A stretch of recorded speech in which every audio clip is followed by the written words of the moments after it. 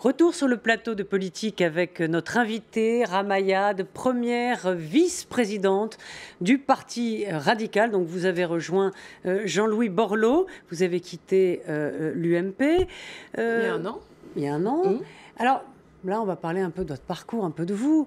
Mais c'est vrai, on se demande, après tout ce parcours, vous avez été très jeune, donc secrétaire d'État aux droits de l'homme, puis au sport. Dans le fond, vous avez été l'étoile filante du sarkozysme. Pour l'instant, vous êtes un petit peu en rade, mais ça va peut-être repartir, je l'espère. Je ne me sens absolument pas en rade. On n'est pas obligé d'être en continu dans un gouvernement. Et puis j'ai été ambassadeur. Voilà. Et puis voilà. Mais je voulais, voilà, sur quand même votre expérience qui va sans doute continuer, je l'espère pour vous, cette expérience ministérielle, peut-être la dureté du monde politique, vous êtes monté très vite, assez haut. Comment vous l'avez vécu dans le fond, tout ça ? Je l'ai vécu au début avec beaucoup d'honneur, sentiment d'entrer en politique de la plus belle des manières.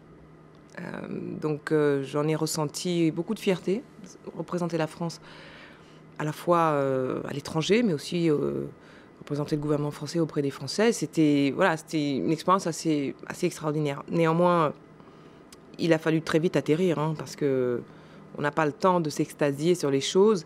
Il faut s'y habituer très très rapidement pour passer à l'action et faire ses preuves. Parce que Nicolas Sarkozy, il dit toujours, moi, on m'a rien donné, j'ai tout été prendre.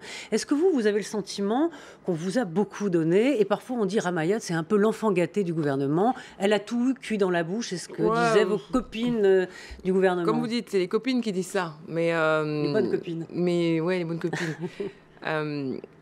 D'abord, non, je ne faisais pas partie du casting gouvernemental, comme on dit. J'étais pas du tout prévue pour en faire partie. Je suis allée, comme Nicolas Sarkozy, je suis allée chercher, en allant moi-même, en prenant l'initiative moi-même d'aller le voir, en disant Monsieur le Président, on dit que je suis un peu jeune pour être ministre. Vous avez été maire à 28 ans. Donc, c'est possible. Vous avez comme ça débarqué un jour dans son bureau. C'est-à-dire qu'une conseillère, pas n'importe laquelle, Emmanuelle Mignon, qui était sa chef de cabinet et qui avait été ma prof à Sciences Po et grâce à qui je suis rentrée à l'UMP, en fait, est revenue vers moi après l'élection de Nicolas Sarkozy en me disant que devenez-vous, où êtes-vous? Je lui ai dit que je suis retournée au Sénat puisque j'étais administrateur du Sénat, donc j'ai renoué avec mon métier après la campagne. Et elle me dit mais on parle de vous pour être au gouvernement, mais ils disent tous que vous êtes trop jeune. Et elle estimait que ce n'était pas un motif suffisant, que la compétence ne se jugeait pas à l'âge. Et donc, il fallait que je prenne rendez-vous avec le nouveau président. Donc, c'est ce que j'ai fait. Et puis, j'ai plaidé ma cause. Et pourquoi Nicolas Sarkozy? Parce qu'on a le sentiment que vous avez un peu grandi avec lui. Comment vous le repérez, dans le fond? Je crois avoir lu que c'est l'affaire de Neuilly. Sarkozy qui se prend pour Bruce Willis et qui rentre dans la maternelle à Neuilly. C'est une anecdote. Disons que c'est la première fois que je remarque Nicolas Sarkozy. Mais c'est pas pour autant. Mais je devais avoir 15 ans ou 16 ans. Je ne sais plus, j'étais très jeune. Et que je fais attention. C'est très difficile pour les hommes politiques d'être identifiés par les Français. Qu'on puisse savoir qui est qui fait quoi, et surtout par rapport aux plus jeunes. Moi, j'étais une adolescente, c'est la première fois que j'ai remarqué. Mais c'est pas ça. Mais c'est pas ça qui m'a fait m'engager pour lui. Ça, c'est d'autres raisons. L'homme de la rupture, ça m'a plu. Le fait que la France peut être modernisée, qu'elle n'a pas à se replier, qu'elle n'a pas à avoir peur du monde. Au contraire, on a de quoi défendre nos positions et même être une nation forte et conquérante dans le monde. C'est cette idée qu'il n'y a pas de fatalité, ni pour soi, ni pour son pays. Alors, vous allez le voir, et là, comment il vous met le pied à l'étrier, dans le fond? Il me donne l'opportunité de faire mon premier discours en public. Voilà. Ça, c'est à la création de l'UMP, voilà, c'était après. C'était le jour de son investiture, le 14 janvier 2007. Eh bien, il y avait des orateurs qui devaient parler en attendant avant l'élection. Voilà, avant l'élection, en attendant que le candidat vienne devant le peuple de droite. Et donc, moi, je devais parler, je ne sais plus, entre Juppé et Raffarin. Et c'était là, c'était sur cette... Et alors, dans quel état vous étiez? Très tendu, parce que j'étais prévenue très peu de temps avant. Et j'avais jamais parlé en public. Nicolas Sarkozy me l'annonce et je lui dis, mais monsieur le ministre, parce qu'à l'époque, il était ministre... Vous ne pensez quand même pas que je vais parler devant 30 000 personnes? Et là, il tire sur son cigare et il dit non, 50 000. Donc, dans ces cas-là, vous ne réfléchissez pas, vous y allez. Ça a été la chance de ma vie politique. Ouais. Alors, vous avez passé votre enfance au Sénégal. Vos parents étaient passionnés de politique. Je crois que votre père travaillait au secrétariat de Senghor. Ils étaient de gauche, mais ils admiraient... Gauche, je sais déjà, mais mon père, quand j'étais enfant, j'étais un peu trop jeune, donc je ne me suis pas préoccupée de ces choses-là. Ma mère avait une sensibilité, oui, plus à gauche, mais sans pour autant être définitivement installée. Voilà, non. Je pense que c'est les hommes qui les intéressaient plus que les idéologies. Et vous venez en France à quel âge? À l'âge de 10 ans. À l'âge de 10 ans. Et là... à Colombes. À Colombes. Et votre père, finalement, repart au Sénégal et vous restez avec vos 2 sœurs. Bientôt 3. Voilà, avec votre mère. Ouais. Et là, c'est quand même des moments très durs. C'était un peu dur parce que ma mère avait été professeure, avait des diplômes. Voilà, c'est elle qui m'a enseigné le latin, l'allemand, enfin des choses difficiles. Mais en France, ces diplômes n'étaient pas reconnus. Enfin, c'est ce qu'on lui a dit. Du coup, elle ne pouvait pas travailler. Donc là, c'était un peu compliqué. Effectivement, on bascule dans une vie beaucoup plus modeste, sans pour autant que nous soyons riches avant. Nous n'étions pas du tout riches. Mais très modeste, très dur. Et puis, je connais la vie de la cité, avec toutes les difficultés qui vont avec, les bons alimentaires, les choses comme ça. Mais toujours avec l'idée que ça n'a pas vocation à durer. Et ma mère a donc beaucoup investi dans l'école, dans la scolarisation des enfants, notamment les écoles privées, pour pouvoir s'en sortir. Mais elle avait des allocations qui permettaient de payer ça. Ouais. Mais sinon, elle travaillait. Non, elle n'a pas pu. Elle a pu retrouver un travail assez tard. Donc vous avez vécu qu'avec les allocations d'enfants. Oui.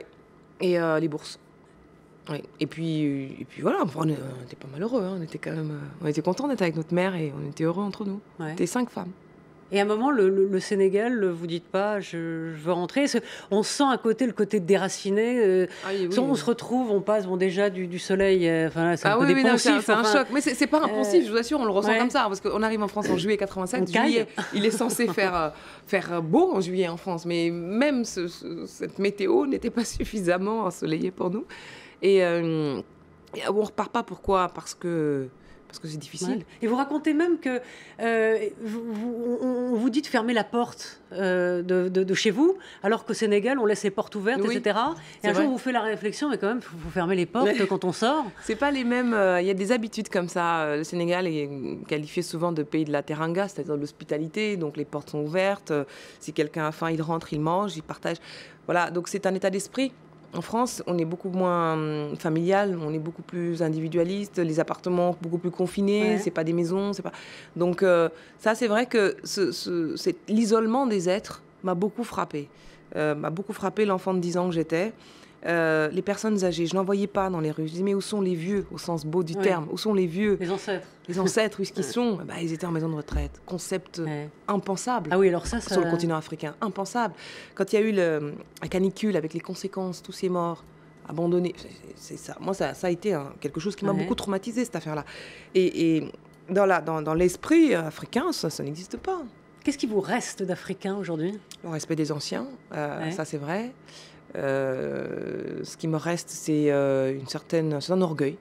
Parce que la nouvelle génération d'Africains, elle est orgueilleuse. Voilà. Elle ne veut pas que l'Afrique soit réduite aux problèmes, au sous-développement, à la guerre. Elle est conquérante, elle a le monde pour vision. Et donc, il reste ça. Alors, vous le dites souvent, vous êtes assez œcuménique comme femme, musulmane. Vous êtes allée chez les sœurs au Sénégal et en France. Et vous avez épousé un juif. Oui. Donc, est-ce que dans tout ça, vous faites la part de quoi le dire c'est l'universel. Voilà, c'est une universalité. Oui, c'est une universalité choisie par hasard, je ne sais pas, mais rien n'arrive par hasard, je pense. Voilà, je pense que ça a commencé au Sénégal. Pays, comme je vous dis, d'hospitalité. Et peut-être reprendre sur donc votre arrivée en France et sur la dureté quand même. Vous le dites, votre mère n'a pas d'argent. Est-ce que vous comprenez très vite que Pour s'en sortir, c'est travailler, c'est l'éducation. Oui. Et là, vous bossez à l'école, parce que vos sœurs, vous m'avez raconté un jour, elle se maquille, elle joue à la poupée, et vous avez quand même, vous avez des affiches de Malcolm X, le côté Black Power, etc. À un moment, vous voulez, comme vous dites, l'orgueil est là, et vous ne voulez pas vous laisser fallait pas se laisser enfermer, fallait pas se laisser abattre, ni subir les préjugés, il fallait qu'on ait un esprit que j'ai un esprit de conquérant. Parce que je devais, au fond, rattraper, restaurer. Ouais. Je ne pouvais pas laisser cette situation perdurer. Et les pauvres comme nous, les démunis, ils n'ont que l'école pour s'en sortir. Il n'y a pas autre chose. Il n'y a que l'école. C'est laborieux, c'est long, c'est des années de travail. Effectivement, pas beaucoup de plaisir, mais il fallait le faire. Et vous décidez de passer le concours de Sciences Po, Paris, Lyon, Bordeaux, Strasbourg. Vous prenez des billets de train et vous allez... passe tous, parce qu'il ne fallait pas que je mette tous mes œufs dans un même panier. Ouais. Dans la situation où j'étais, je ne pouvais pas me permettre d'échouer. Donc il fallait que je passe un maximum de concours pour qu'il y en ait au moins un qui marche. Donc les 4 ont marché. Les 4 ont marché. Oui, j'ai choisi Paris.